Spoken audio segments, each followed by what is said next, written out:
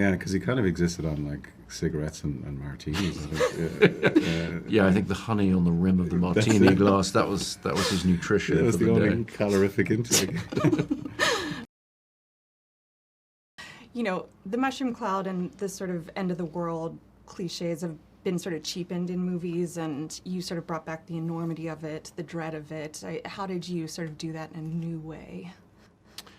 There's a few things that went into that. I think primarily the impulse of the film is to try and really recreate the reality of the Manhattan Project. Well, the reality of all of Oppenheimer's life, with a particular focus on that moment where he assists and defines really the moment at which nuclear power is unleashed on the world.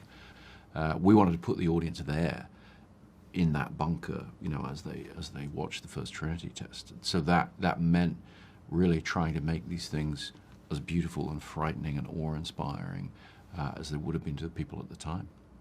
He's such a complex figure. He's so tortured. His mind is such a strange place to live, and obviously the film illustrates that in a really interesting and powerful way. Mm-hmm. What was that like practically for you? What were you seeing? What were you imagining in those?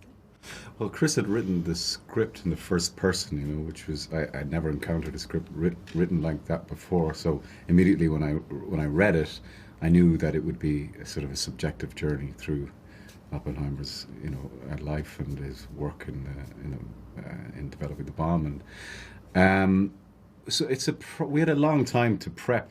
Chris always puts a lot into prep, which I love as well. So we had about 6 months before we were actually shooting, and there's a lot of material out there, and I did a lot of reading, and obviously there's the book, but the script becomes your kind of primary resource. And we never really want to do like an impression of Oppenheimer. That wasn't really the goal.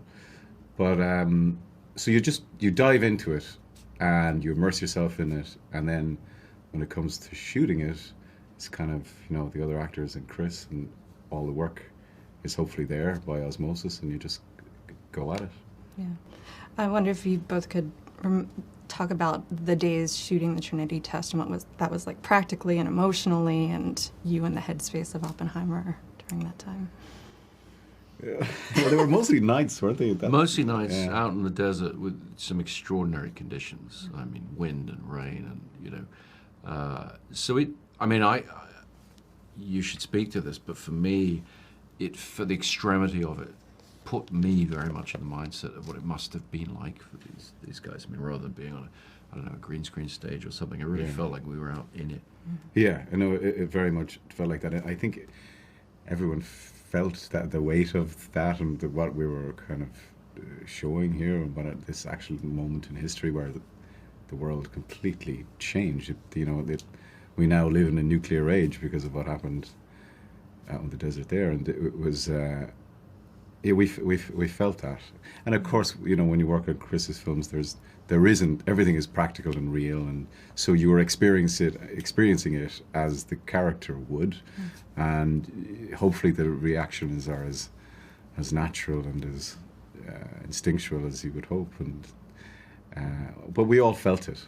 We didn't talk about it, I don't think, but we just kind of felt it. Well, you're also, I mean, we were doing, amongst other techniques, we were doing a lot of practical explosions. Yeah. And so to do those safely in a real environment out in the nighttime desert, there's a degree of discipline and focus and adrenaline in just executing that for the film that echoes and mirrors what these guys went through on the grandest scale in a really interesting way. And so I felt everybody had that very, very tight sense of tension and focus around all those shooting nights. Yeah, and then the weather kind of, as always happens in your films, the weather kind of did what it needed to do as per what happened in history, which is kind of amazing. Do you remember all that wind kicked up and everything? Oh, yeah. I do remember. But that, you know, it only happens in his films. It was kind of amazing, and it felt very powerful. I'm rumored to be very lucky with the weather, and it's not the case. It's just that we decide to shoot whatever the weather. Yeah. So we, you know,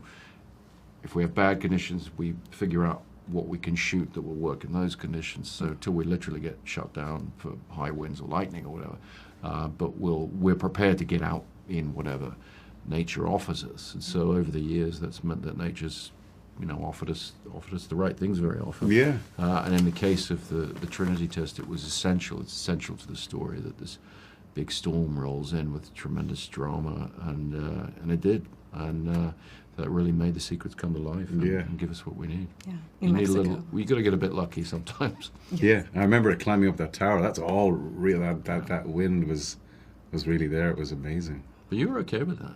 You were okay with heights. I would not have wanted to climb up the tower, but you seemed fine. I'm not too bad with heights. It's coming down I have a problem with.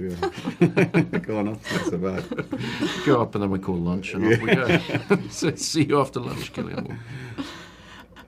This is your first R rating in 20-some years. Why did this That story makes me feel old. It was the 21st and 21 years, yeah. Not my first R rating. First in a while, yeah. Definitely.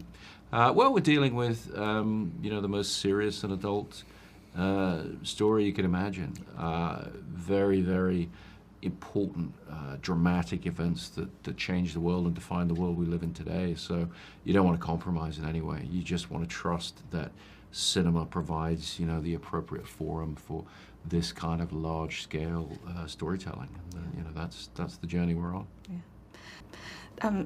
Tell me something. Cillian complimented you as a director of actors, which I feel like you don't get a lot of credit for with all the big. But what is something you admire about Cillian's performance? Well, I think for Cillian to take on this very subjective storytelling, it was very upfront with him about, we want to see everything through Oppenheimer's point of view. So in all the color sequences, the film balances these two storylines, one color, one black and white. The black and white is more Louis Strauss's point of view, Robert Downey Jr.'s point of view. It's a little more of an objective view of Oppenheimer.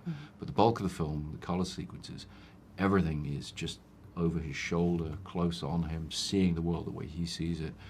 And that's a huge challenge for an actor to take on, because they're having to worry about the performance, the truth of the performance, but also make sure that that's always open to the audience. The audience is there to come into that experience, and rather than, in the case of Oppenheimer, it's very important to not sort of be apart from the character, judging the character. We want to be with the character, experiencing what he experienced and going through this incredibly dramatic set of events, seeing it the way he saw it. Did you have to transform yourself at all physically his thinness is very paramount in the book too. Well, we wanted to get the sort of silhouette right and his physique right. I mean, I'm not the biggest chap in the world, but we wanted to get it right, even with the costuming and the hat and everything. But he has such a distinct, iconic silhouette that it was important to achieve that. Yeah.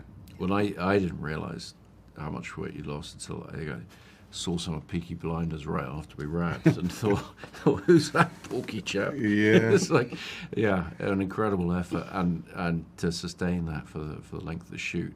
But it's so defining in terms of who he is as a person. And I think there's a nervous energy that's reflected in his physique, his whole physicality that you were able to get across that I was just amazed at the way that manifested itself in the shoot. Yeah, because he kind of existed on like cigarettes and martinis. I think the honey on the rim of the martini glass, that was his nutrition. That was for the only day. calorific intake.